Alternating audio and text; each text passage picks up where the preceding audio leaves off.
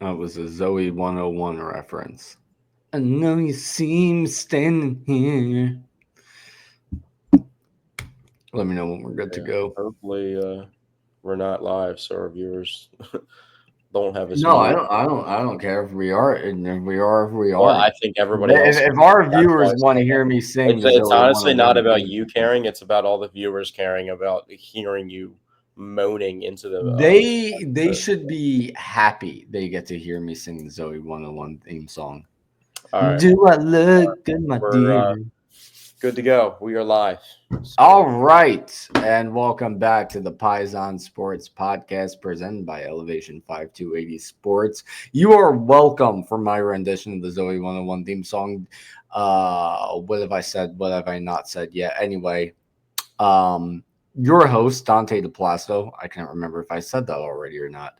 Um, as well as Zach Deal of What's the Deal Sports. what's So that I've kind got of? to ask. Hold on for a second. Are we beefing or something? You say your host, and then as if I'm not on the same tier Listen, of the whole host, Zoe while I'm the 101 one thing floods producing the my show brain. on top of Okay. being the host. So I need Listen, the your proper host, introduction and Dante the respect. Placido, along with today's guest, Zach Deal of Nah, What's the that's Deal. not how we're going. I'm producing the show and I'm the host. So give me my respect. Put some respect on my name. Your hosts, Dante the Placido and Say Zach that. Deal. Say Of that. what? Say that without hitting the snake sizzle with the S at the end. Your hosts. Your hosts? I don't. That's how I say hosts. Okay. Oh, there it is. There it is. There it is. Can we get moving? Can we get All right. I'm moving? just saying. I'm just saying. You spent time with me at broadcasting school, so I felt like it's correct to interrupt you because that would have been flagged by our instructors of you hitting the S like that on an audio recording. Would you agree? What is Chaz gonna watch this? Okay, Get well back off me. maybe he is. Maybe he is. Who Anyhow, knows? Zach Deal of What's the Deal Sports. So I've got to ask, what's the deal with Max Kepler? Okay, he's god awful. He offers nothing. At least with Bryson Stott, who's also swinging the bat very poorly, at least you can say he plays great defense at second. Kepler doesn't even play good defense. He doesn't offer you defense. He doesn't offer you base running. He doesn't offer you contact hitting. He doesn't offer you power hitting. He offers absolutely nothing. It is astonishing to me that he's still playing every day in left field.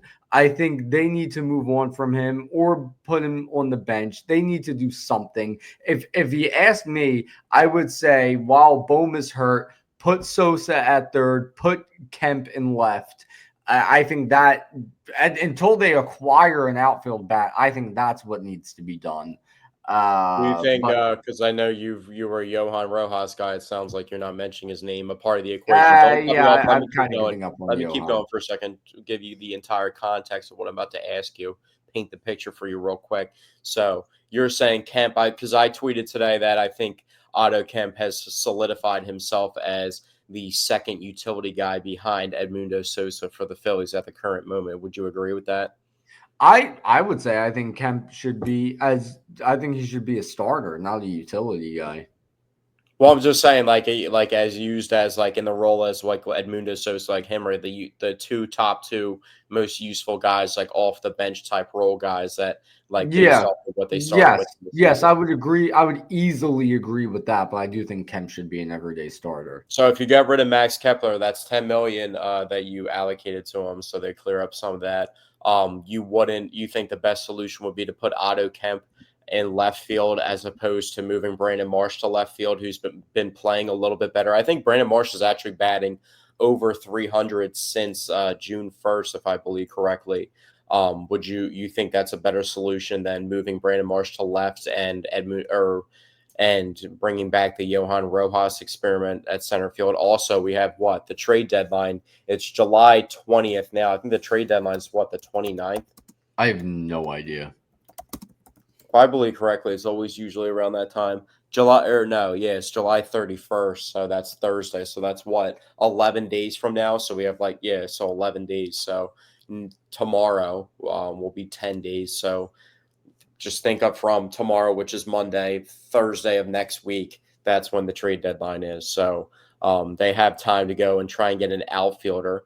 I wanted to talk about how we kind of got showcased possible solutions with the Angels beating us in the series. This is actually the third straight series, which kind of caught you off guard because I was feeling that vibe. Like the Phillies haven't been playing good baseball, and it's felt like they've lost a lot of series in a row. And it happened to be 3 when we checked, and you kind of were caught off guard by that because you didn't think it was 3. I thought it was 2. Yeah, I thought it Yeah. was 2. So I felt like in this series versus the Angels, the guys that really did us bad were a part of the Angels outfield, and that could be a team that possibly we could pluck some players from via trade.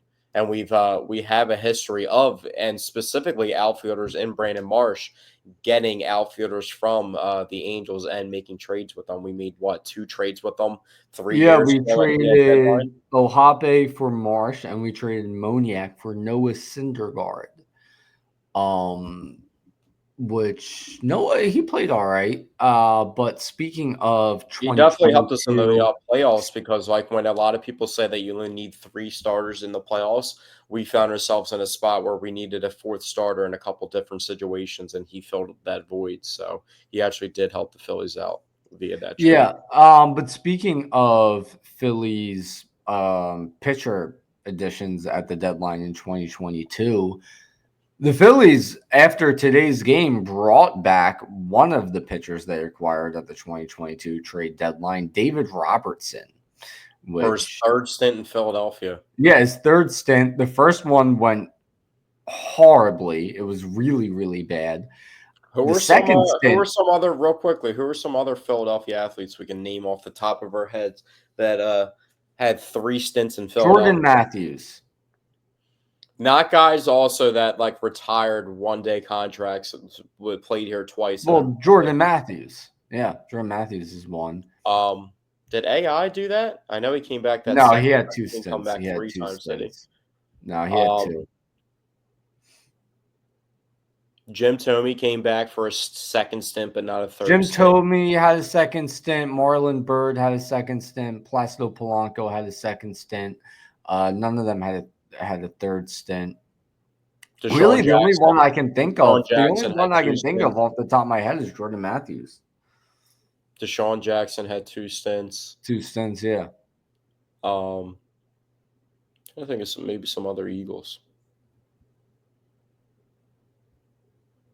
Well, while you think on that, the thing I was saying was, what the hell was I even saying? Oh, yeah. David Robertson's first stint here, horrific, really, really bad. Second stint here, amazing. He pitched really well when he came back in 2022, especially in the postseason.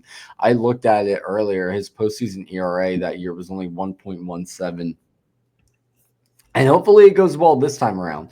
He hasn't been playing anywhere this season. He's 40 years old, but he's coming off a season in 2024 where he had a 3.0 ERA. He was really good the season before that with a sub-3 ERA.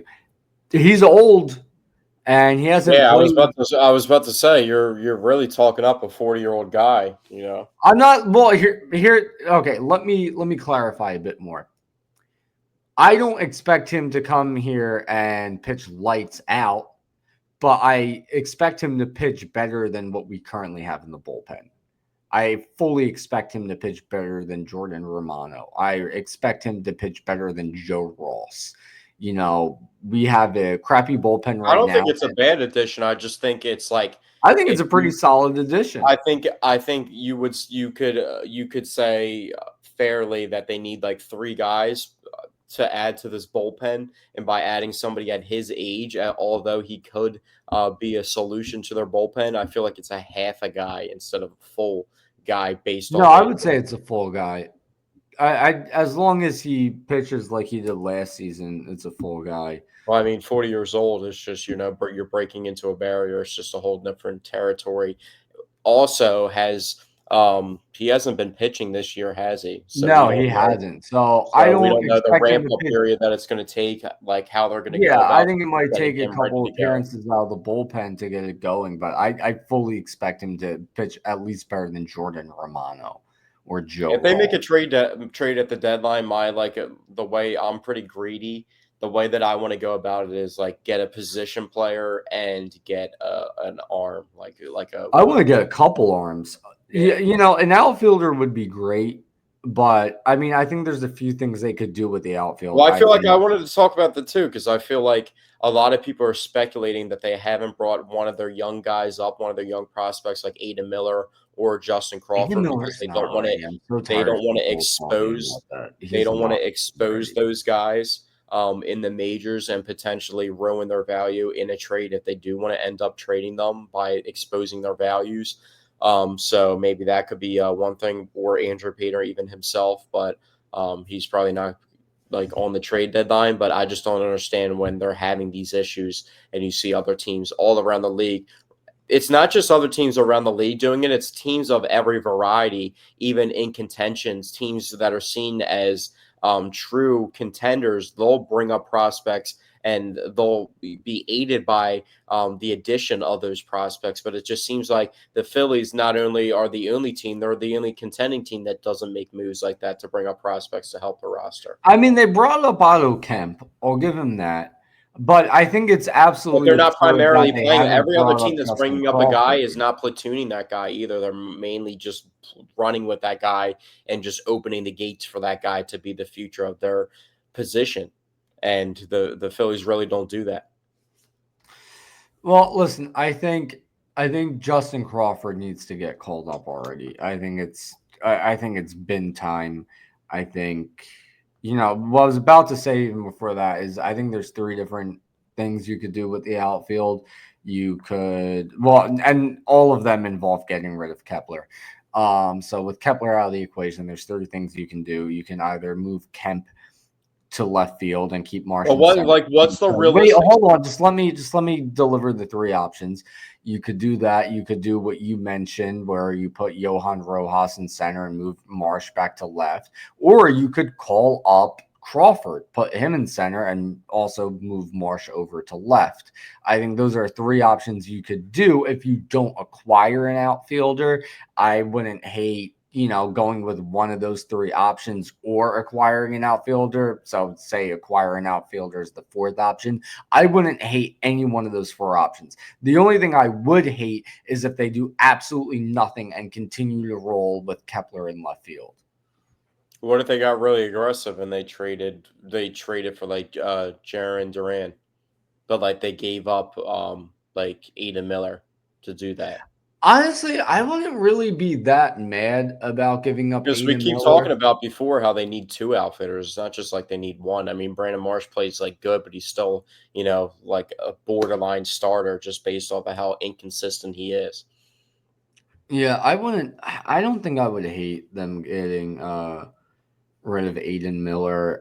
And it's not I mean, to they could be. also always put Kyle Schwarber. They made it to the World Series with Kyle Schwarber as their left fielder, so they could do that. The only thing that scares Well, me is you still that have him in he's the played. lineup. I don't think it makes sense to just put him in But left. when Bryce and Kyle both got hurt in the same game this year, wasn't that like the second game that Kyle Schwarber played in the outfield that year, and then he ended or That was this year? last season. Are you sure? You're talking about the game. Yeah, Harper and Schwarber getting hurt in the same game. Yeah, that was last season. I remember watching that game at my cousin's house. I must be mixing up the. I must be mixing it up. Dude, time is just going by too much, man. It's crazy. We're losing concept of it. Think about it. It's been 3 years since the World Series season. Fucking wild.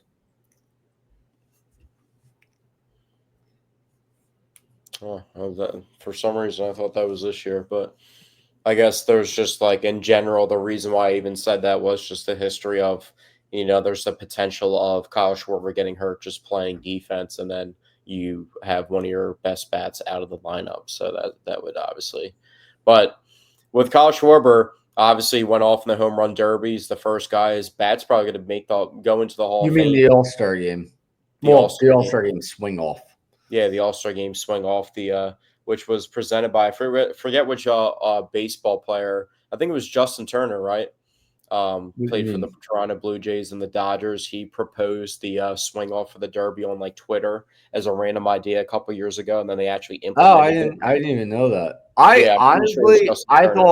I thought the swing off has been a rule this whole time, but it's just never come into play. I didn't realize No, they I just think Justin implemented it. Turner a couple years ago tweeted about it, and then they actually implemented it as a thing, or he like said that as a tweet, and then it just happened to be a coincidence that they added it. But I feel like because he was actually a good player, like for a long time. He's like 40 now, but he was a good player in the MLB for a long time. So I feel like he would have a voice that would be heard if he came up with a good idea that was Yeah, original like that. So, but yeah, his bat's probably going to go into the Hall of Fame because of that, because he's the first of any player to ever, win the Derby in that fashion with 3 swings and 3 home runs. And then he comes back from the not only that, which is cool about the All-Star game. I don't really want to get too much caught up on the All-Star game because I feel like it's kind of watered down now.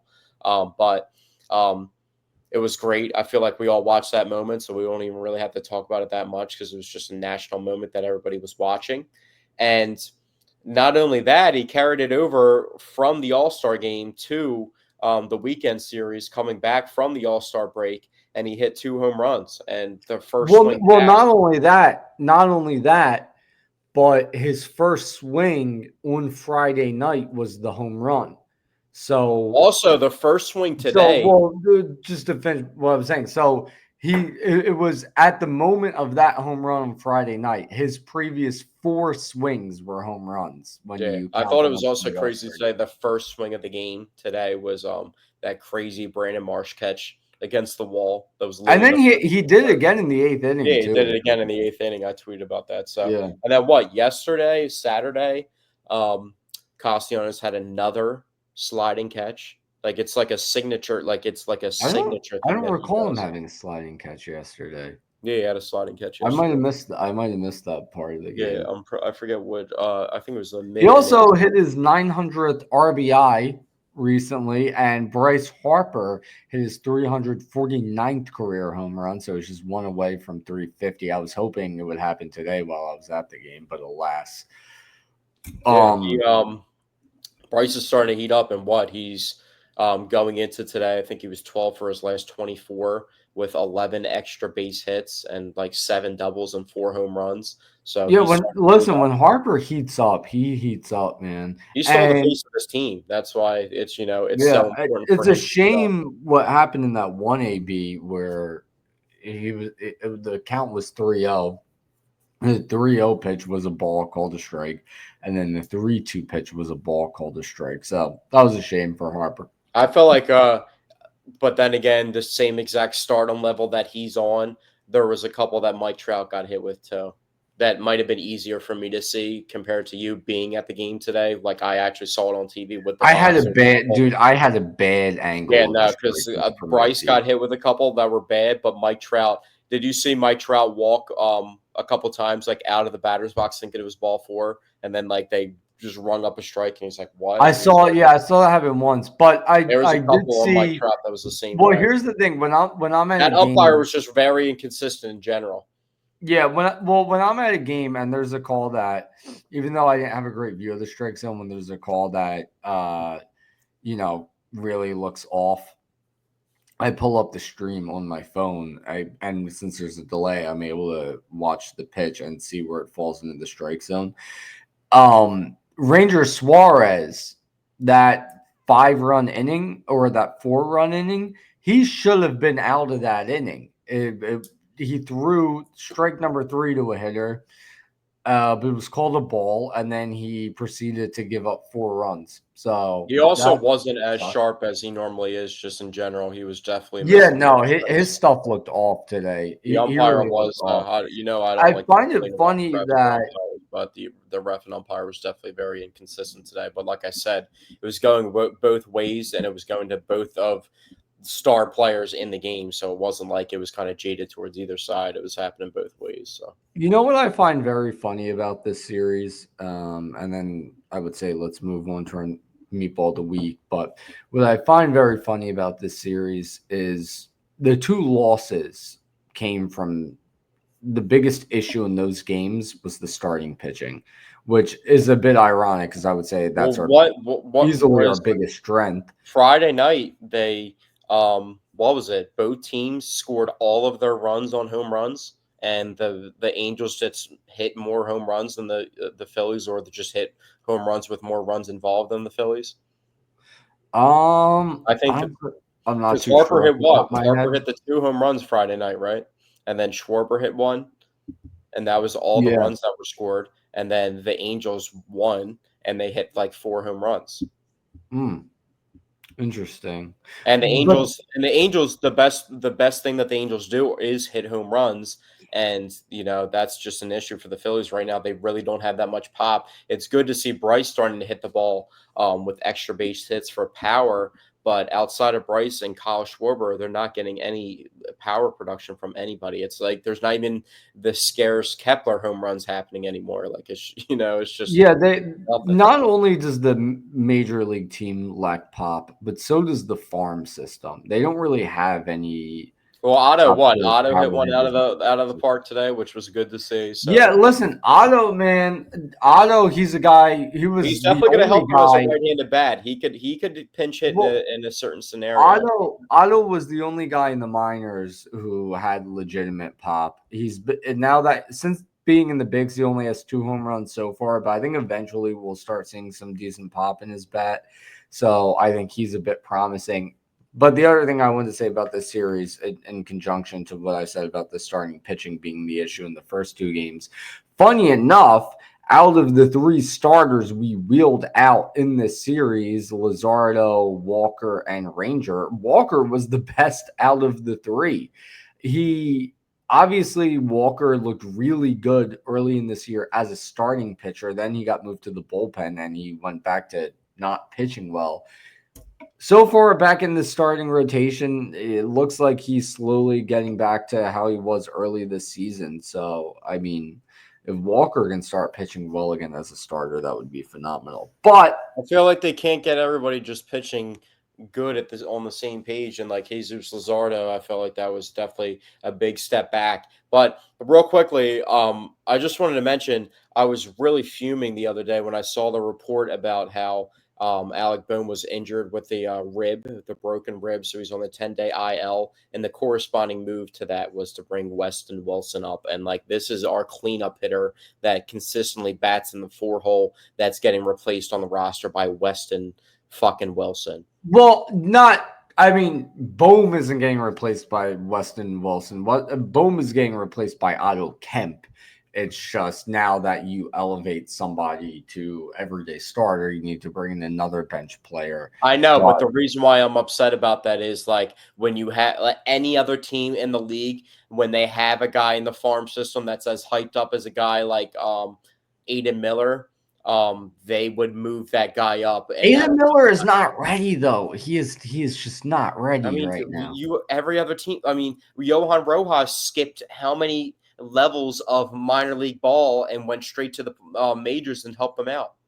Well, Not that listen, he's the greatest player, but helped them out in the moment. I'd call up Justin Crawford before I call up Aiden Miller. I mean, you look at the effect of calling up Weston Wilson. They mentioned that against lefties, he will be the starting left fielder in replace of Kepler since Kemp is busy playing third base in replace of Bohm. So I would rather them bring up Justin Crawford and have him play center and move Marsh over to I left agree. for Bring those up days. But somebody. I mean, another guy that people are talking about potentially but getting not called Eden up. Miller. He's just not ready yet. I mean, that's to be told. But I think Eduardo Tate got a little promotion in the minors today. Oh, I did saw he? on Instagram, so a little bit. I don't know if it was to high level A or it was to double A, but it was something. But a guy that a lot of people are hyped up. You were about to skip over the topic because I feel like you when we do a You know what? I know what you're about to say, and I did completely forget about it. And so and you're talking about Acuna, Gage right? Wood, Oh, the Gage, first what? Oh my God, yeah, we the didn't even first discuss round that pick from the pre-show. draft over the All Star break. They ended up getting the pitcher that had 19 strikeouts and a no hitter in the College World Series. A lot of people are talking about he could be potentially called up in September. Dante, I was going to text you this, but I felt like if I texted it to you, I would forget to bring it up on the podcast. So I just saved it in my memory bank. Did you know that he's already Gage Wood, their first round pick from this year, is already ranked as the 7th ranked prospect in the Phillies organization, I did not know that. That's right behind Dante Nori from last year, their first round pick. So things are yeah, looking good. that's kind of crazy. Also, I forgot all about Dante Nori. I forgot that man existed. I love the Gage Wood pick. I think he's a psycho, which I love. I mean, he throws a no-hitter in the College World Series with 19 strikeouts. He also And throws heat, but not to mention well, that they drafted. yeah. But what I was saying is he did that in the World Series, in the College World Series, and then when they interviewed him after the game, the very first thing he said was, "I shouldn't have hit that guy." He just threw a no hitter in the College World Series, and all he's focused on is how it wasn't a perfect game because he hit a batter. You know, that is the competitiveness, that is the psycho that we need in Philly. They And I also also drafted, I think, 8 pitchers in a row, didn't they? And they were all like seven, college. And it was a seven different type pitchers of in a row. formula because usually they go for the young guys like high school level. I think out of like 7 out of those 8 guys were college level pitchers. So they kind of have like a Yeah, different they switched it formula. up a bit this year. And what's funny about, you know, people being more MLB ready this time is there are a lot of people saying they should just immediately put Cage Wood in the bullpen, which is kind of funny. I mean, if you could use a resource like that and add and use a prospect instead of giving prospects away and get production out of him immediately like that, I mean, I feel like there is a possibility for that to happen. And Oh, another Dante thing, Nori is hitting pretty well in he's ranked 6th, I think, ranked prospect he in right now the. he's right now Dante Nori has a 351 on base percentage, along with 24 stolen bases. Yeah, So I he's feel like doing he pretty might good be. in career I order. feel like he could get fast tracked to maybe like 2 to 3 years, potentially mid-season, 2.5 years from now. We could actually see him on the level. But um, talking about like adding to the bullpen, we just touched on the draft a little bit. But do you think the Phillies could use like an unorthodox way to get by with the bullpen come playoff time this year, as in like getting by with like Jesus Luzardo and Taiwan Walker as like long reliever role type guys, and maybe even Aaron Nola or a Ranger, one of those guys slipping into Taiwan the Walker is bullpen? not good in the bullpen. They've tried multiple times with him in the bullpen. He just does not perform well there. I wouldn't go Well, the I'm just Taiwan saying, like they're Walker gonna have to route. get creative with like at the bullpen if they can like add additions. They have Hold on, I have surplus to blow my nose. they have a surplus of starting pitching. So I feel like they're going to have to get creative in a way to figure out how to maximize that. And one way they could do that is using the starting relievers. We've seen, obviously, they've done that with Taiwan Walker. They traded for Jesus Luzardo in the offseason, so we don't know if they would try and do that right away. But that could be like an unorthodox way that they can combat some of the issues with the bullpen. Before I give my meatball of the week, you wanted to say something about Ronald Acuna. Oh yeah, I just wanted to just say he made that ridiculous play. Um, he's in our division too. It's crazy. I think he's the third best player in baseball. I feel like you would agree with that, just based off his entire skill trait. And I feel like it's right time to give him praise because the Braves suck. So it's actually good that he's playing. You know, he's like they're not able to capitalize on how good of a player he is right now, and it's just like kind of alarming. Miami's playing a little bit better, so I just like to pay attention and just give little updates. So after this weekend, as the Phillies lose their third straight series, they have won only 3 games in their last 9 games. They're still half a game up on the Mets in the Yeah, the NL Mets East. have also been playing terribly lately. I wouldn't say the Phillies have been playing terribly, but the Mets have been. Um, I mean, they have. I mean, you can't sugarcoat it. they've They been lost. playing bad. I wouldn't say terribly. I would say bad, but uh, I mean, when you win 3 of the, you have a win percentage of 33. I mean, you've been playing yeah, it's terribly. bad. That's bad. But I think there's so many positives throughout that though that you can't say they've been playing terribly because they've gotten so many in that time span. They've gotten so many tremendous outings from the likes of Wheeler, Ranger, and Christopher Sanchez, and you've had Schwarber and Harper get red hot. So that's why I don't want to say they've been playing terribly. I just want to say they've been playing bad. But real quickly before we move on from baseball, what is your offer right now that you would give Kyle Schwarber if you're Dave Dombrowski and John Middleton, and you would be willing to offer him something right now for what he's giving you, the output that he's giving you, knowing how important he is to the team, the power that he provides if you lose him moving forward? Because right now we can be excited about his production, but if he's not going to be on the team next year, how important then that is. listen, this team is screwed without him. So I am willing to offer him whatever it takes. I don't care. Give it to Give me an him. offer. I don't care. Realistically, I feel like the format for him has been speculated as a 3-year deal. We Well, saw what is Alex he making Bregman. right now? I need like a baseline. You know what I'm saying? He was on that what? He was on It the was a 20 million, 4 4 year. I years, don't know 20 how million. many. I don't. It Hold was on. I 4 for 80, and then Castellanos was on what, 5 for 100. I want to see. I want to see what his salary is this year because I'm not sure if it was a backloaded contract or not. No, it wasn't. Just straight up 20 mil a year. 4 for 80, and then So Castellanos had, I think, what, he was I 20 would give million for him. I the next listen. year. I would offer him. And how old is he? 32. I would offer him a 5-year deal, 30 million a year. 5 for 150. Five for is that how much it would be? Yeah, 5 for 150. Yeah, That's what yeah, I would DK do that. Metcalf didn't. I DK would Metcalf offer just that to get him that from the definitely. Steelers. But you 150 just mil. signed the Nola contract. You had the Wheeler contract that's going to expire in a couple years, and he said he's going to retire. So I get that. Yeah, so you're not worried about having to re-sign So you have Wheeler, Trey Turner on the big deal, Bryce on the big deal, and he's talked about extensions which is that he's just so wanted. stupid. His deal ends when he's 39 years old. You got to figure out Boom and Stott what you're going to do with them because they're young pieces and they're going to start getting in those markets. But that's the thing. Yeah, you have to figure all of that out. But like I just said, you have to the biggest thing you have to do is extend Schwarber. So you extend Schwarber and then you figure out the rest later. What do you think the easiest position in baseball would be to fill? Because they had to fill like 3 major positions. They're power bat, a catcher, and one of the best starting pitchers that would be on the market next year. What do you think the easiest position would be filled with the being mindful of what resources and assets they do have currently, as in like having a surplus of starting pitching between those guys that I just mentioned? Wait, wait. Repeat So, that again. JT needs a contract. Their Yeah. expiring deals are Schwarber, JT, and Ranger. They obviously have really good starting pitching, but what do you think out of those guys, if one of them left, which of those guys would be the easiest to fill? Even though a starting pitching might be the hardest to find, but they have a lot of starting pitching. Well, here's the thing.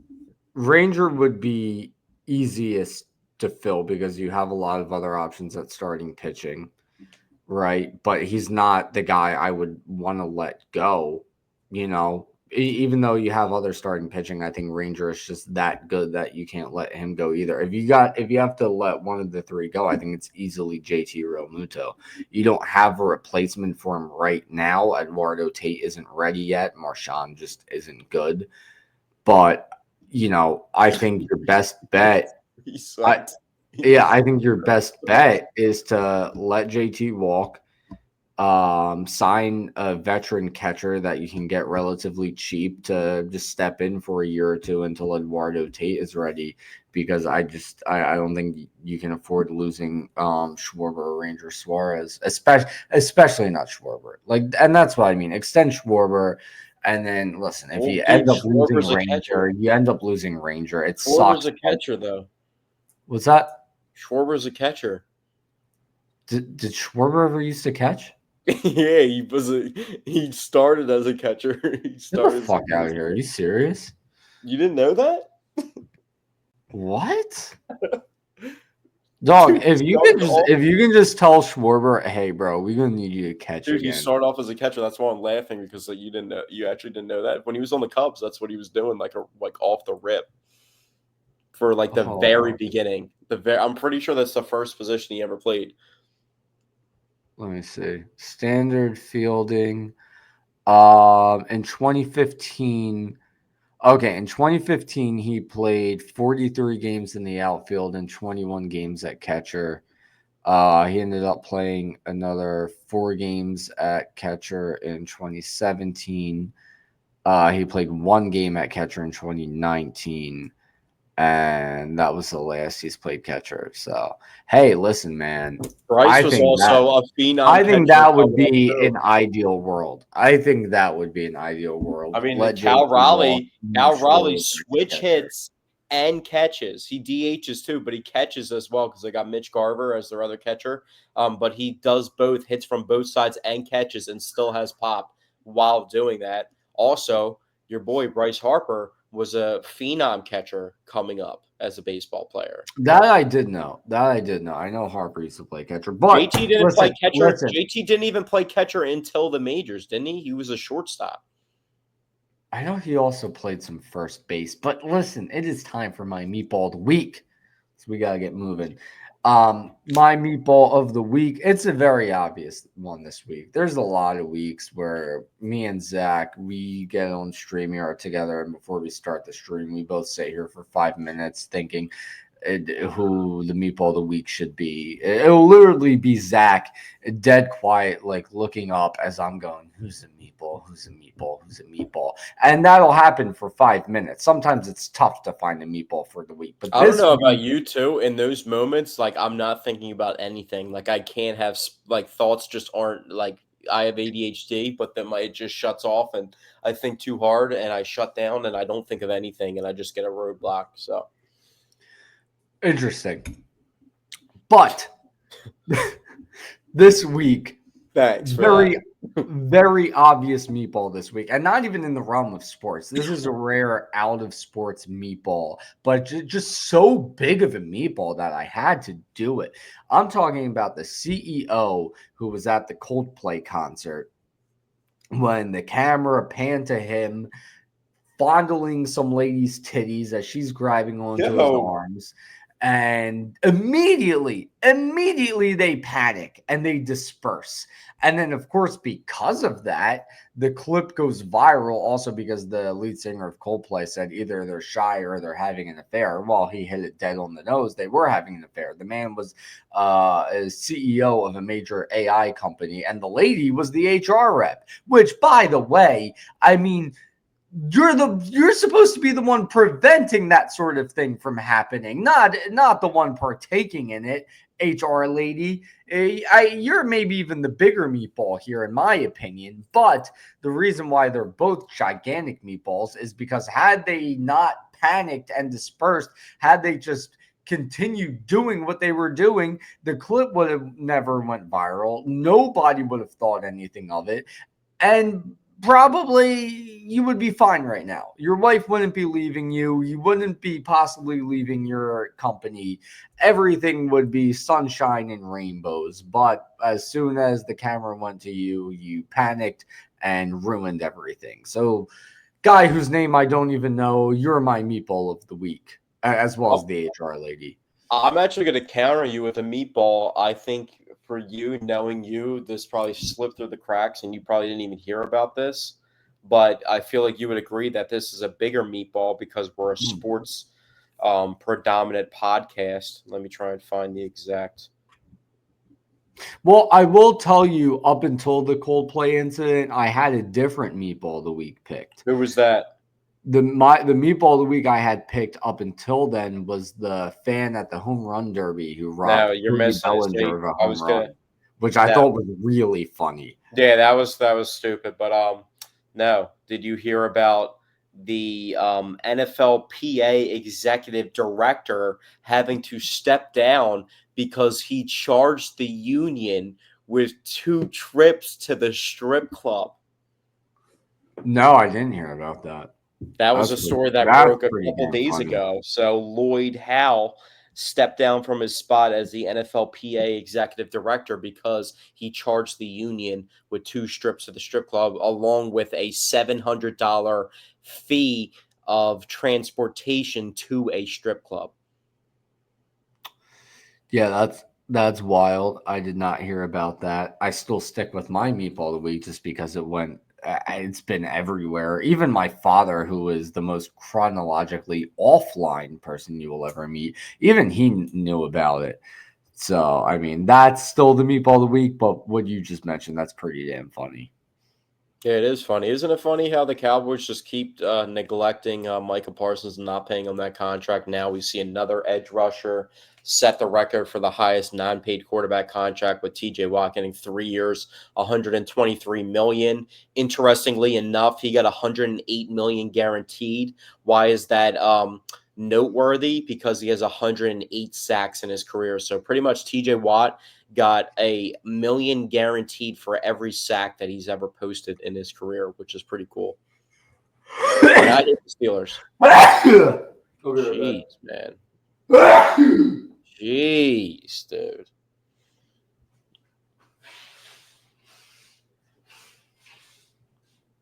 Ruining the flow of the podcast with the sneezes.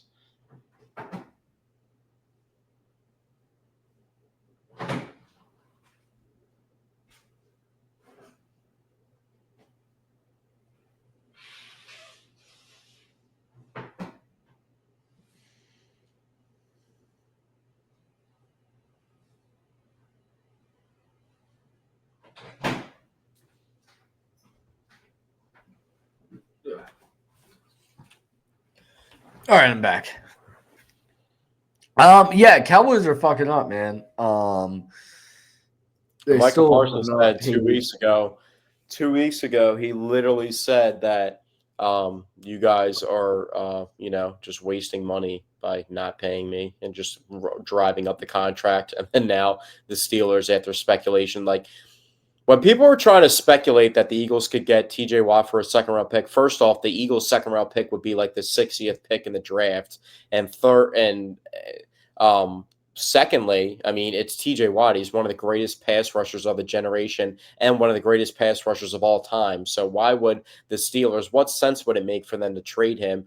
Especially, those weren't the rumors. Like, I feel like after the Jalen Ramsey trade happened with Minka moving, like no one really talked about TJ moving after that, but we just didn't know what the contract would be because Trey Hendrickson also needed one, Micah Parsons, obviously. But people like thinking that TJ Watt was available for a second round pick was pretty crazy to me. Yeah, I think that would be Even at his age of 30 years old, like he's worth like just as much as people were asking. Is he already 30? He's been in the league for a while, man. He's been in the league since like 2017. Dude, time flies, man. He's already a couple years older than us. But yeah, I mean, he's like 1 year older than Myles Garrett. I feel like he's just as valuable as Myles Garrett. Oh, well, I would say more valuable just because he stays on the field more than Myles Garrett does. So, and interestingly enough, we talked about a couple of weeks ago how interesting it was that it was the AFC North that all these guys were, all these top level best defensive player on each team in the AFC North, not on the Ravens, were all like trying to get new contracts and move on from their teams. And then now they're all staying put. So this closes the chapter 3 for 3. Actually, I mean, I guess Trey Hendrickson's still there, but I feel like the Bengals are going to try and work something out, especially now that Shamar Stewart has now, we're crossing territory with training camp starting. I mean, I don't know when the Bengals specific camp starts. I know the Chargers opened last week, and we talked about the 30 second round picks that hadn't been signed yet. So a couple first round pick or second round picks started to trickle out and get signed throughout that time period. Like the Bucs signed Benjamin Morrison, I think today or yesterday. But I feel like now the Bengals, like even more so, are inclined to keep Trey Hendrickson if they're going to have these issues with Shamar Stewart, because the Eagles are opening camp on Tuesday. We'll be on the practice field Wednesday. I can't tell you when the Bengals are off the top of my head, but this is leaking into an issue where it might be this guy is either going to request a trade by the August 5th deadline, or he's going to re-enlist in the draft and go into the draft for next season. Sorry, I distracted myself. I looked at I just started comparing TJ Watt and Myles Garrett. Why did I think Miles Garrett missed a lot more time than he actually has? He only missed I think one he's game only in had like 20. one like ankle sprain or something like that injury type that made him miss like 5 or 6 or 7 games in a season. Yeah, outside of that, he's only missed like a game or two here and there. Yeah, he's never really been. I mean, the dude's built like a Greek god. He's got. I mean, pause for a second, but if we're going to be honest, he's got probably one of the 5 craziest physiques and bodies in the entire NFL. Real fast. Let me ask you this: who would you guess has more career sacks, Miles Garrett or T.J. Watt? I already know because I was looking at it today because Hmm, somebody online asked who the most underrated player, one of the most underrated players were, and they like dropped a name. You know who I posted as one of the most underrated players? who?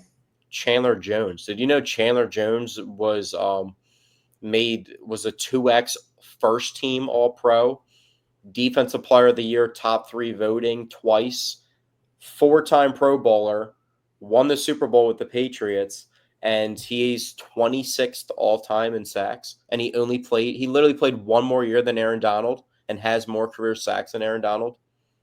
Isn't that I mean, crazy? I feel like everyone knows how good Chandler Jones is. No, but like he's like all time. Like we're talking like all like he literally played 11 years, bro. He only played yet 11 years, and he missed like 10 games a couple seasons, like twice. Like he like played one more year than Aaron Donald, has more sacks than Aaron Donald. Like I that's mean, like none of this really comes as a surprise to me, if I'm being honest. But TJ Watt has 108 career sacks. Miles Garrett has 102. Now, the other thing I'm looking at, TJ Watt is only 6.5 sacks behind his brother, JJ Watt, which to me is so crazy because, when TJ Watt, when he got drafted, JJ Watt at the time was a true star player. Like, all right, so TJ Watt gets drafted going into the 2017 season. At that time, JJ Watt is considered the best pass rusher in the league. He's just coming off a year he where had he what missed 2 out of 3 basically the whole defensive season player of with the years. injury. He's not like labeled as injury prone yet. He hasn't derailed his career with injuries yet. It's just one season. And so you look at how great JJ Watt was at the time, and TJ Watt getting drafted the 30th pick in the draft. I don't think people really like thought about TJ Watt becoming better than JJ, but I mean, when the careers are all said and done for both of them, I think TJ Watt is easily going to go down as the better brother at this I point. wouldn't agree with that because you got to think about how versatile JJ Watt was scoring touchdowns. He was lining up at tight end in tight end packages on the goal lines, catching touchdowns on fade routes. Mm. He had like 90-yard strips, like strip sack touchdowns, interception return touchdowns. TJ Watt's had a couple of those, but also the biggest thing, you know how we like obscure stats that are like just the craziest stats that we won't think get touched. You know, it's one of the craziest JJ Watt stats ever. He had a What's that? season where he had 39 TFLs. You know how crazy 39 TFLs is? Oh yeah, yeah, 2012. You know Yeah, how it is right crazy there. 39 TFLs is? That is a lot. That's an I will say average of this. I will say that's this. almost, bro. JJ, if you look at who had the better prime, I mean TJ Watt has no chance of beating JJ Watt. But if you look at their entire Sustainability, maybe. careers, by the time TJ Watt's career is over and you look at who had the better career, I think it's easily going to be TJ Watt. But he won't touch JJ's prime. It's just JJ had, that stretch up until 2015 where he was absolutely dominant, the best pass rusher in football by a mile.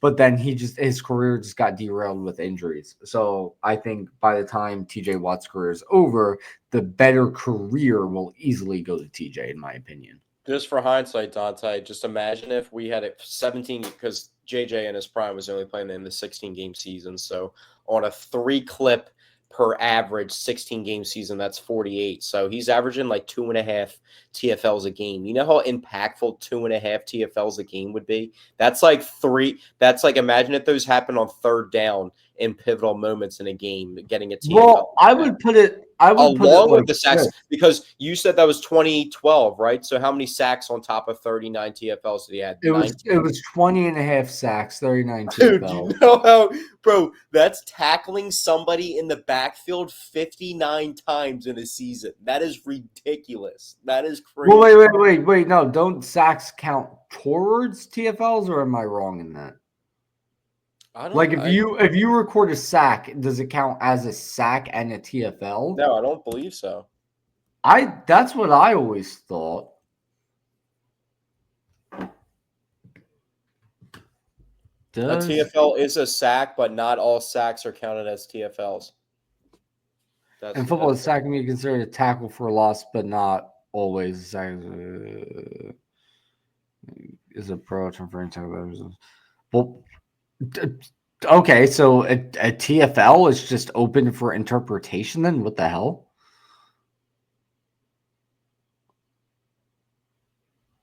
It seems like most of the time you record a sack, it's a TFL though. However, the quarterback, okay, if this quarterback is sacked at the line of scrimmage, it's still a sack, but not counted as a TFL. Yeah, so probably 90% of his sacks that season were TFLs. I mean, look, nobody else but just for evidence of how it gets graded, nobody else has anywhere near a TFL number looking like that with the amount of sacks in a season. So that just shows you, like, I mean, yeah, no, it's still incredible. Don't get me wrong. But pass rush wise for the Eagles, how do we feel about the Eagles pass rush this year? We haven't talked about the Eagles in a couple. I like it, man. Listen, weeks. I like it.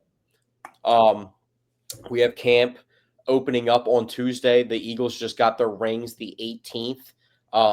Special edition with the wings popping out on there. I think Eli Ringo's incredible. I think that's why the ceremony got pushed back. Remember, it was supposed to be 2 months ago, but the wings weren't. I mean, but the rings weren't ready yet. I think it's because of the wings. You can't convince me otherwise. Or who knows what it was? Maybe if they couldn't account for. I mean, worth it. The wings are sick as hell, dude. That's somebody. I saw a funny post that somebody said that there was a modern day Cowboys quarterback flashing a ring, and it was Will Greer, who signed to the Cowboys, flashing his ring. So I thought that was kind of funny.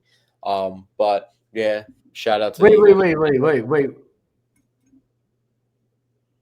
I forgot Will Greer. He was on the roster. He was their fourth quarterback like the whole year. I forgot all about that. That is funny. Dude, was it not on the podcast where we were trying to think of what players, like what forgotten players will be getting a ring? And I don't think either of us said Will Greer. We both completely forgot all about him. So that is funny. We've mentioned him before, though, like I think in the beginning of the season, but I guess in that moment we failed to mention him. Yeah. For the Eagles, they had a couple of guys that obviously aren't going to be on the team that received the ring too. So now you start shaping up the roster with your memory of those guys. And then moving on, I feel like the most underrated additions that they made were like their depth at outside linebacker of their pass rush with Josh Uche and Azeez Ojulari. I feel like those two guys don't really get talked about enough of what they could potentially provide for the team, especially in a role of like them being important with obviously Hassan Reddick's departure last year that they're still trying to move on from because they have young guys still trying to prove themselves. Nolan Smith hurt, Brandon Graham moving on, losing a versatile piece like Milton Williams from their pass rush. So I feel like these guys are actually in spots where they're going to have to step up, especially with Jahad Campbell being one of the options, but him being a rookie and him having an injury past himself. So I feel like these are the type of guys that need to step up on the roster that really need to prove themselves. Yeah, you leave it up to a lot of young guys. You leave it up to Nolan Smith. You leave it up to him to build on what he started to put together in the second half of last season. You leave it up to Jalix Hunt, who sort of did the same thing. You leave it up to him to continue to build on that. You'll leave it up to a rookie who I still assume is going to be used often as a pass rusher in Campbell. So, there's not really any like proven guys on the They defensive. also, I feel like the end. underrated guy, they had the dude with the hyphen last name from Virginia Tech, the 6th round pick, Rowland. What's his name? I forget. His name's always for it's Rowland something.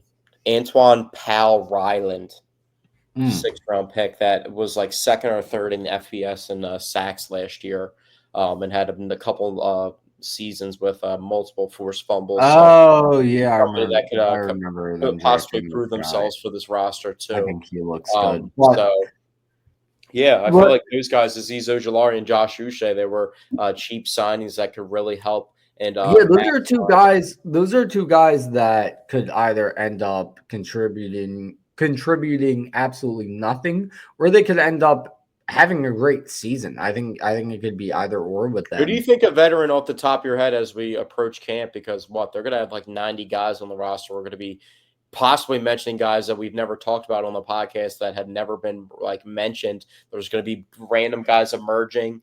Um, that could potentially make the roster. But who do you think's like a veteran, like not exactly him, but a guy in his type of scenario, like a vet, like a Dory Jackson, that could just get cut from the roster and not make the team entirely? Or if you do think it's him, you could say him. But I I feel like would I would say AJ Dillon.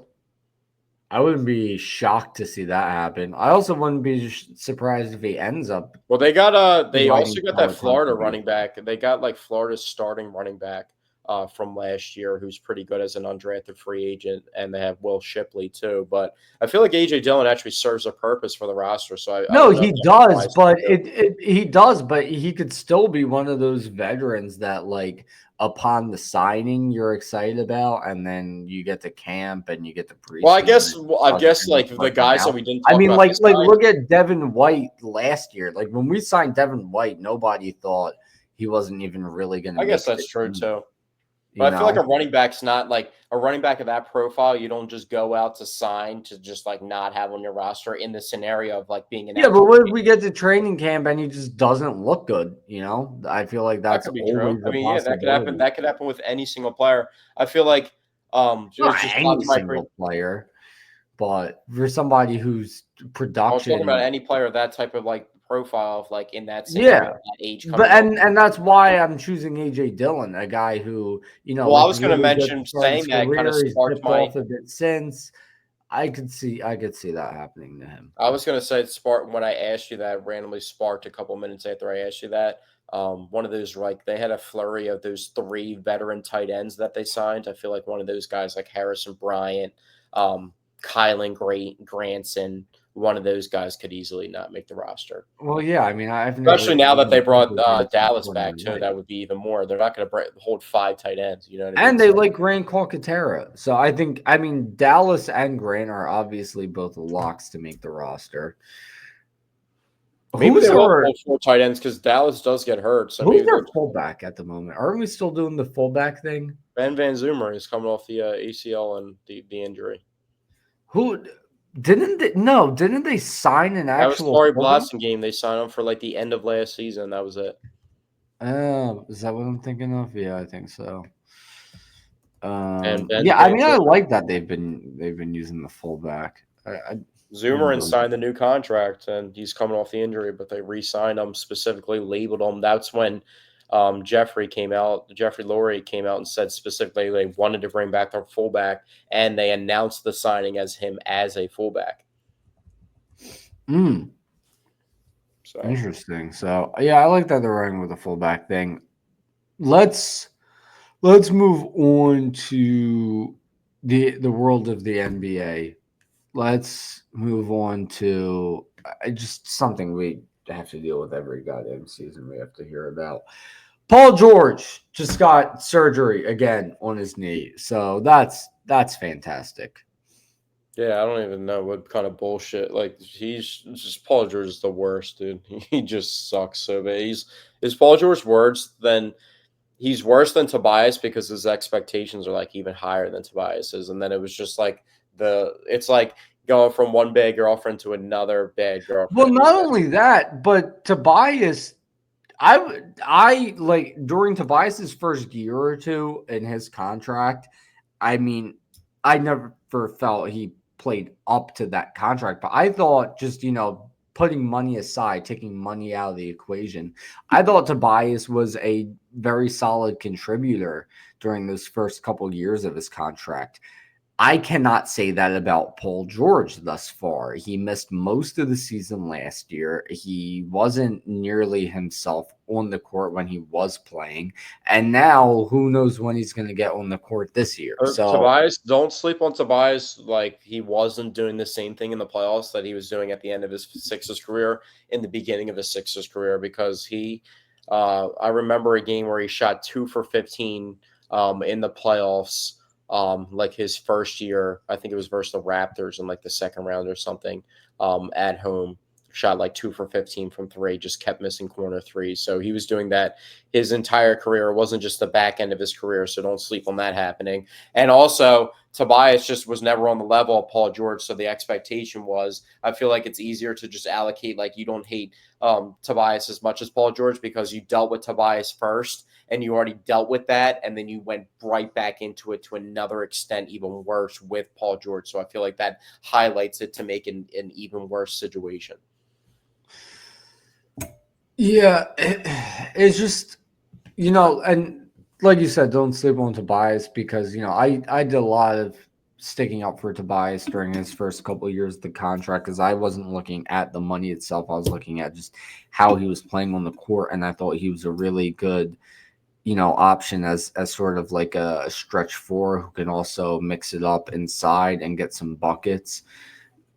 But it's just you do, and then that's the other thing too is you have the.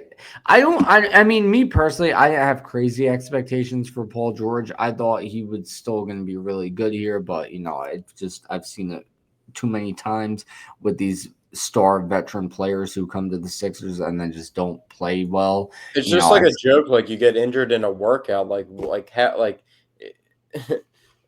don't know, don't even man. know Like what to say I about think that it because seems like Paul George is just bro, cooked when do you ever every hear time. about LeBron James getting injured in a workout? Kevin Durant gets hurt all the time, but when do you ever hear about Kevin Durant having like a Well, injury that's wasn't Paul not George caused? the one who got injured during a FIBA workout back in the day? And that's why NBA players stopped competing in the FIBA tournament? Wasn't it Paul George? Or am I making? Yeah, I he's the think it one was that he Paul had the George. compound fracture with his leg, or his Yeah, bone was yeah. switching to So his I leg. mean, Well, I'm yeah. just saying every other, like, Kevin Durant gets hurt all the time, but I'm just talking about high level players. Like, he never gets hurt in like a obscure like situation. It's always like Well, he yeah, got I hurt know, in the and finals. that's what I'm saying. Like I'm saying, Like, the like Paul Sixers George has players a literally get track hurt in record like the of this. craziest situations that don't even make sense. Like, That's what I'm saying. Paul George has a track record of this, and now he's not going to be on the court to start the year. And Embiid's probably not going to be on the court to start the year.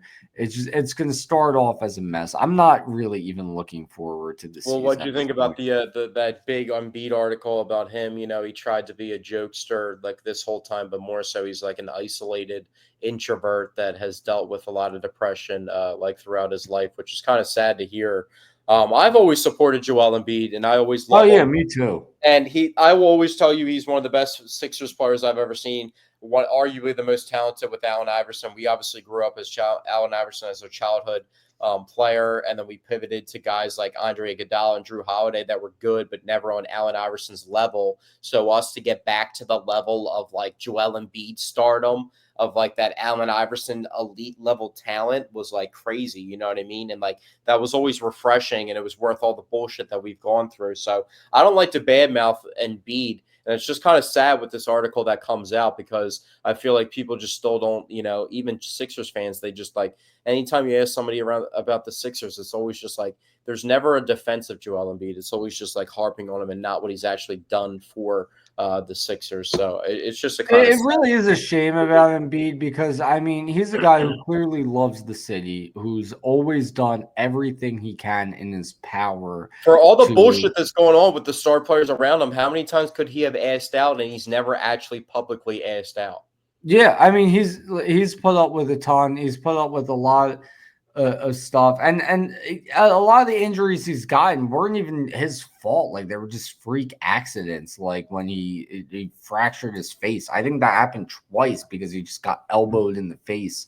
You know, but he's a guy who's always gotten back on the court as soon as he was able to. Has always gave it his all, in my Well, I opinion, saw an and he interesting just take. gets Did you see tagged as online? lazy and all this and that. I think it's just Did I constant send it to you on unfortunate Instagram? I behavior. saw Danny Green on a podcast, who was his former teammate, said that he's not like the biggest lifter. So maybe he already thinks he's too. He said he already believes he's strong enough. So maybe if he lifted weights more, he would have a little bit more stability and durability. And that's from the perspective of an actual teammate. So that's not saying he's not a hard worker, but he's just not like NBA players. Not too many of them are that ripped. You know what I mean? Like besides Yeah. LeBron, like they're all pretty much rail thin. Have you seen Hassan? You remember Hassan Whiteside, the old Kings and Heat center? I don't even recall him being on the Kings, but yeah. Yeah, he was on the Kings. I'm pretty sure for that was like the last team. That's why I He think. he he was he like I thought he was gonna have Have like you a seen him in long the Puerto career. Rican league? There's a He's Puerto 7 foot, Rican. and bro, he's like 290 all muscle. You got to see a picture of his upper body. It's ridiculous. Because Look up like Hassan Hassan. Whiteside, he was really good when he was on the Heat. He fell He was off on. He was one out of of the best defensive nowhere. players in the league. He was I averaging know, like like 30 blocks. his fall off would just happen out of But remember, nowhere. he couldn't play in the playoffs because he was such a bad free throw shooter. I think it was versus the Sixers where they literally couldn't play him versus the Sixers. That's when wasn't that when Embiid missed one of the games and Ben was carrying the team with Embiid hurt? That was the Mass series, wasn't it? The Black Carbon Mass series. I don't know. It's been so long. That was a while back, but yeah, I don't know if you saw that picture. Just look up Hassan Whiteside in the Puerto Rican League. He's massively gigantic, but there's not Oh too many guys yeah, looking like yeah. that. Oh my God, Jesus! Isn't that crazy? There's He looks no like a there's great no colleague. reason for that. I There's know. It's like your cardio has to be crazy. But yeah, so that's the perspective of somebody that was his teammate. So maybe if he did adopt that, that could help extend his career. But yeah, it was just sad to hear that article. And I clicked on the article. I got the update from ESPN, and I try and read as much Sixers articles as I can. And I expected to read like a couple paragraph article, and this was like an extensive 25-minute read. So it was very in depth about things. He even mentioned about how James Harden doesn't talk to him anymore. So Yeah, I did see that part. Yeah, fuck James Harden, man. yeah, James That's a Harden's a little bitch. crazy. I mean, he vowed his love for Daryl Morey, who I'm not the biggest fan of myself, but and then made that public, like when he was in China, made those public things calling him a liar and stuff. That was pretty crazy. But James Harden's known for doing that type of stuff. But another Sixers topic, Quentin Grimes still isn't signed. He's Yeah. a restricted free agent. It's kind of interesting this season. We have football season coming up, but basketball season trails right behind football season. I mean, September they start getting into basketball, so we're only a couple months out from the season starting. We have summer league. We have the rosters taking shape. Kyle Lowry got re-signed to the Sixers for 40 for year I think 20, and he's 4 years old now. He's a 6 foot point guard, so that's pretty crazy. But Quentin Grimes, we don't even know exactly what type of contract he's seeking or looking for.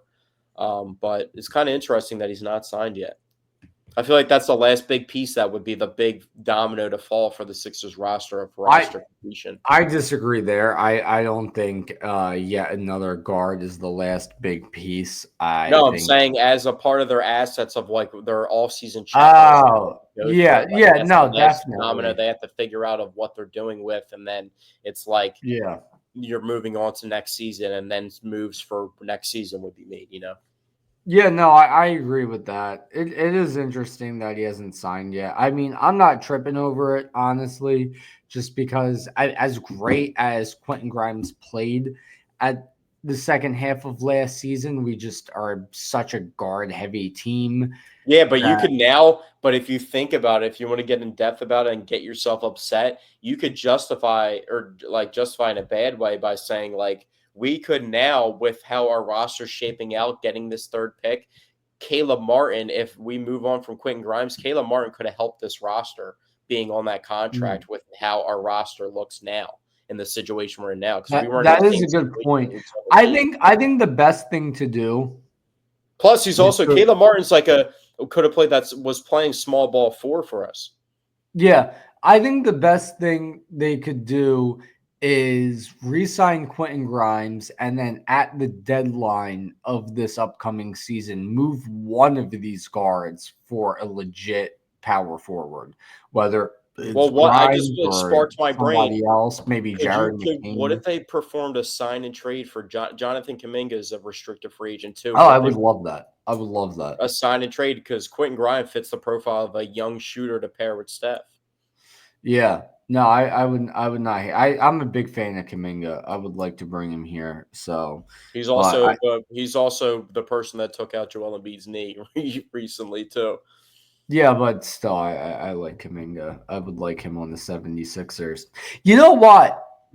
One thing that I think is interesting, I've never brought this up on the podcast, but there are so many NBA players, current, past, and present, who have played for both the Sixers and the Warriors. There's a lot of them if you think about it. It's something I've thought about over the past couple of years because there's a lot, you know. Well, newsflash. Do you know where I'm going with this by saying newsflash for you? No, but go ahead. Do you know they used to be the same team? They didn't used to be the same team. They used to be in the same city, but yeah, I did know that. Well, yeah, I mean their history splits off with each other, which is like a whole nother conversation about Well, NBA. the Sixers used to be the Syracuse Nationals, and the Golden State Warriors used to be the Philadelphia Warriors. I feel like a lot of people don't know in the Wilt Chamberlain 100-point game where he's wearing a Philly jersey and holding up the number 100. That was on the Philadelphia Warriors, not the Philadelphia 76ers. That was not a Sixers jersey. That was a Warriors jersey. Yeah, so yeah, it's kind of like the same like branch off of the. He actually, he spent his first like 4 or 5 seasons with the Philadelphia Warriors.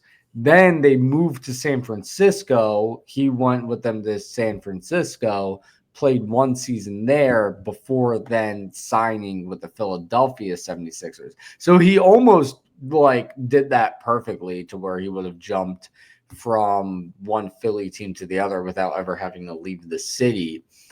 But he did have to spend a year in San Francisco, and then he went to the Lakers, which just that still rubs me the wrong way. I say still rubs me the wrong way as if I was there for when he signed with the Lakers. But Yeah, it's when just, you said that, I imagine you with one of those 1940s like little flop down hats and a pipe in your mouth by saying that with like a curly mustache. That's like immediately pictured in. God damn it, Wilt Chamberlain! How dare you go to the Lakers? But have you seen some of these other movements in the NBA? Because the NBA is always very interesting. I feel like these buyouts have been crazy.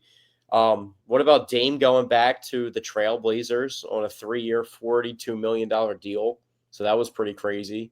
Yeah, and then Bradley Beal. Bradley Beal. Bradley Beal got to the bought out by Clippers. the Suns and then went to the Clippers. So the Clippers are Yeah. pretty dangerous now with that addition. They traded Norman Powell, who's averaging 20 for them, but he was also older, and then just got Bradley Beal for 11 million. And then our guy that I've talked about on the podcast before, like the perfect defensive profile that would help the Sixers. I mean, they got a guy like VJ Edgecombe who fits that profile, so they got a younger version. But the Lakers got a really good signing. The Lakers killed the buyout market. They add DeAndre Ayton, former first-round pick or first overall pick at center, and then they got Marcus Smart yesterday on a 2-year, $11 million Oh, I didn't even deal, see that. I didn't see the Marcus Smart deal. who won Defensive Player of the Year a couple years back. So, I mean, that's a Yeah, I good didn't even signing see for the that. Lakers. And now, the Lakers, to make that happen, waived Shake Milton, which is funny, former Wait, Sixer. Shake Milton was on the Lakers? I didn't even Yeah, know they that. waived him to do that, but they had to make another move now because that wasn't enough. So now they're trying to trade Dalton Connect again, their first round pick, who had already been traded in that original deal for Mark Williams that fell through. So I feel bad for Dalton Connect, man. He's just dealt with the craziest trade speculation to start his NBA career ever. Yeah, Yeah. got traded to another city, was literally on the roster, came back a couple weeks later because the trade got rescinded, and then got thrown into the rotation that he didn't want to be in, and then worked himself back into it, was playing for their summer league team, and then now is back on the trade block. So, wow. Yeah. But is there any other topics we need to hit on tonight, or I'm trying to think about some other player movement. I think Chris Paul's going back to the Clippers too.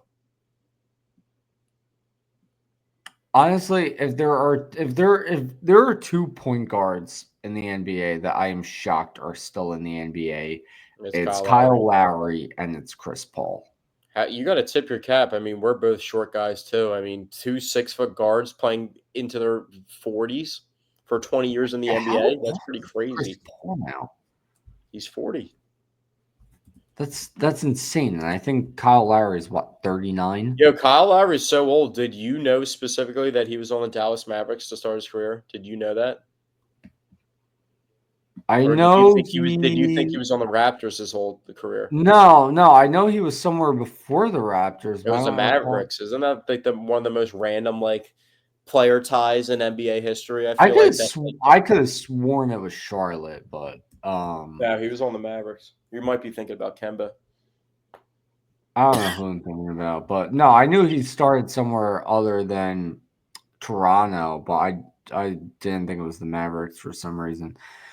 Yeah, Chris Paul is yeah, he's gonna be 40. And he just played 82 games in San Antonio, averaging 8 points per game and still 7.4 assists per game at the age of 39 while starting every game for 82 games. That's insane. That is It's craziness. so funny too, because remember when Chris Paul got traded to the Thunder and everyone thought his career was like over, and then he just like turned them into like a decent team. He mentored Shea Gilgeous, and then like parlayed like another 4 years of his career off that. Oh yeah, because he looked like he was washed over in Houston, and then balled out in OKC. And then when he went to Phoenix, he finally turned them into a playoff team. Phoenix, despite like having talent on that roster from that rebuild for a few years, once Chris Paul went over there, he turned them into a playoff team. And then they ruined all of it by just trading all their young talent for just pieces that didn't even fit. And now it's looking like they're going to start rebuilding again, I would assume. Well, they He made didn't do that great in Golden State. I wasn't really paying attention to how he did in San Antonio. He just didn't fit in Golden State. That was the problem over there. But I don't know how he well, did. Golden State was the first time in his career. That was the first time he got introduced to coming off the bench. So it was like a whole different like ball game. That deal just didn't make sense from the jump. It made no sense to pair because if I remember right, I think at first they tried putting him in the starting lineup and it just didn't work. So they had him coming off the bench. It just made no sense to put him on the same team as Steph Curry, in my I feel like opinion. Steph's honestly he fits with a lot of people and a very easy player to fit with, but he's also been one of the harder players to initially figure out how to fit with. But still, I mean, like 2 6 foot ball dominant point guards like Chris Paul and Steph Curry. It just did. And who did they give up for Chris Paul again? I think I remember it being an important Jordan piece. Poole. Yeah, Jordan Poole, who was a big contributor to that Warriors team. Jordan Poole sucked, dude. He was a good Well, he off the sucks bench man. now, but he was pretty damn You solid over remember in Jordan Golden Poole State. got the ball in that playoff game and shot the 40-footer with Steph next to him wide open, and he was calling for the ball at the end of the game, and it was like game one. I think it was the finals. I listen. I think they should have traded. I mean, at least they should trade him for like a 2 guard, a small forward, somebody like anything other than just Oh another yeah, ball sometimes with the dominant point guard. compensation that teams get back for the talent of like these NBA players with the salary dumps like involved is just pretty crazy. You know what I mean? But um, one of the last Sixers topics before we get out of here, Andre Drummond. Is there a purpose to keep him on the roster, or is it just time to just bonus the backup center and just not even worry about it? Because you gotta think too. You can't get trapped with Bona being the only healthy option at center if Joel's injury start acting up again. I feel like that'd be a bad spot to catch yourself in. It's kind of funny that you started like that. Me, my cousin, his buddy, we used to play Warzone a lot with this guy named Jones. And there was Jones would always get fried before we would play Warzone. And there was one time we were all playing Warzone, just locked in. And Jones, he's a Lakers fan. This while Drummond was on the Lakers, and he just suddenly goes, "Man, Andre Drummond." And it wasn't even during a Lakers game either. It was just so out of left field, and it's something me and my cousin still joke about. And it's just the way you just suddenly brought up Andre Drummond just reminded me of that. But no, I'd say keep him on the roster, man. Andre Drummond's still Andre Drummond. I think keep him on the roster. Figure out who you like better, him or Bona. But as of right now, no, keep Drummond. Keep Drummond here. Especially for a team that needs rebounding. Yeah, true. So yeah, maybe at the But deadline, good news is we did get VJ back, because the last, I think, dialogue we had on the podcast about VJ was the potential of the injuries of these crazy flare-up injuries, but he was actually back on the summer league court, and yeah, he's got top 4 of 14. But Well, you also summer mistakenly league said number. when you were given the description of his first game, you said he was efficient, where he ended up 13 for 27, I think, but he literally Yeah, shot. that's right around 50%. He shot 1 for 7 from 3. Yeah, but I wasn't talking about from 3. I was talking about overall. I don't need VJ to be a 3-point shooter. And actually, one thing I was I'm just thinking correcting about, you on you're saying his shooting's efficient when he's like literally when he's shooting the when ball. I say shooting, I don't mean perimeter shooting. The thing I wanted to say, that I was thinking about, that now is a good time to bring it up on the podcast. The one thing I don't like about VJ Edgecombe is how both of his summer league games he shot this many threes.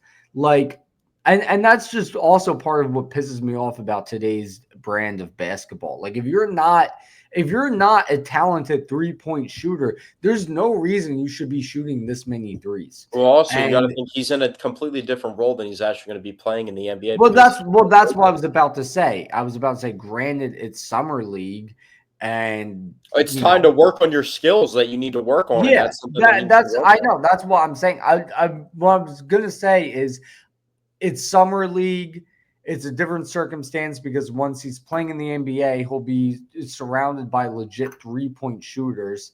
So it's like okay for now, but once the season starts, if VJ Edgecombe is shooting like 6 threes a game, I'm going to be pretty upset about that. Well, he's also going to be. Don't need to be shooting threes. You have Tyrese Maxey, you have Jared McCain, you have Quentin Grimes possibly.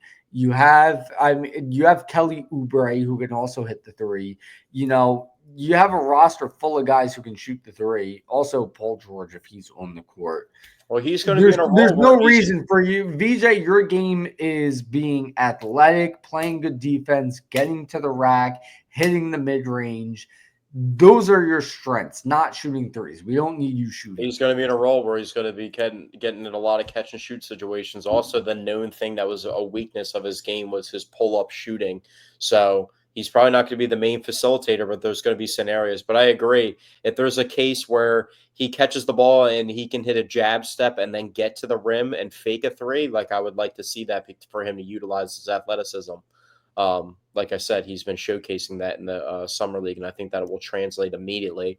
But he's going to have to be a good 3-point shooter, because that's going to be a big role, because he's not going to be the main facilitator with the ball in his hands, because he's not that guy, and especially he's not that guy, and they're not going to force him to be that guy with Jared McCain and Tyrese Maxey and Kyle Lowry and some of the other ball handlers that they have on the team.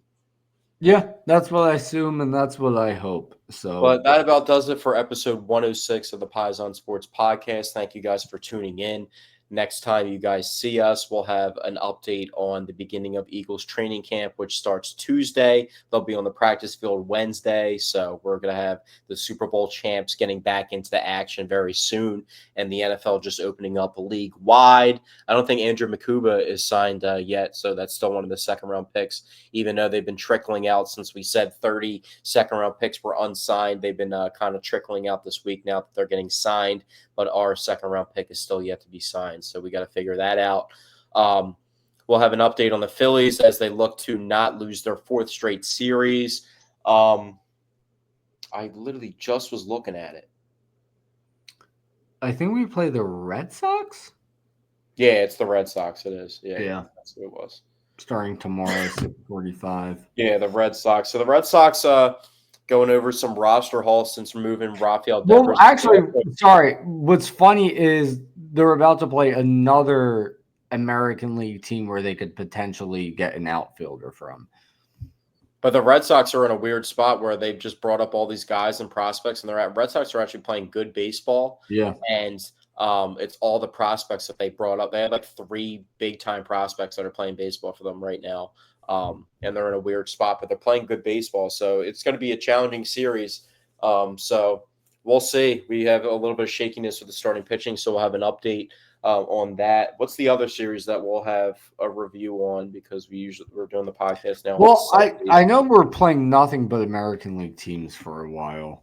Oh, we get the 2 back-to-back. We get the Sox and the Yankees back-to-back, so that'll be a good test. The Yankees are good. They got a good lineup. Like Jazz Chisholm is the trade that I feel like I just wish the Phillies would have pulled the trigger on, because I feel like I don't like Chisholm. I mean, I don't care what he does in the home run derby. I don't even know why he did the home run derby. He's not a home run hitter, but he's just a really good player in general and just does everything. He's even a guy that outspoken about saying that he's willing to play different positions for his team to be better, even though he knows he's not an everyday third baseman.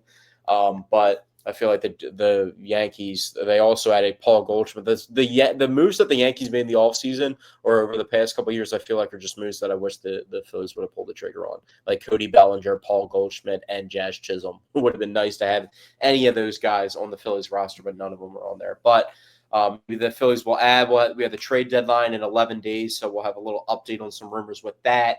And like we said, Eagles, Phillies, and then Sixers, we're getting close to their season too. So that'll do it for episode 106. We'll be back next Sunday. See you guys then.